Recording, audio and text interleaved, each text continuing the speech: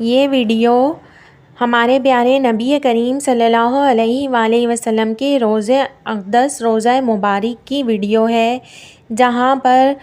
सबसे ज़्यादा अदब हुर्मत हर चीज़ का यहाँ पर सबसे बुलंद मकाम है। वहाँ पर ये एक इंडियन औरत वहाँ पर खड़े होके आप देख सकते हैं गैर मर्दों के साथ सेल्फियाँ ले रही है, और वो मर्द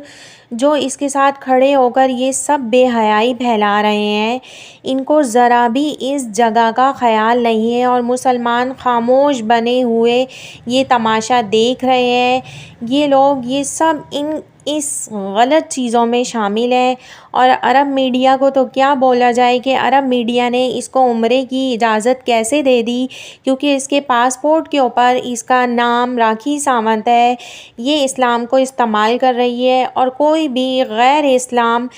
को इजाज़त नहीं है मदीने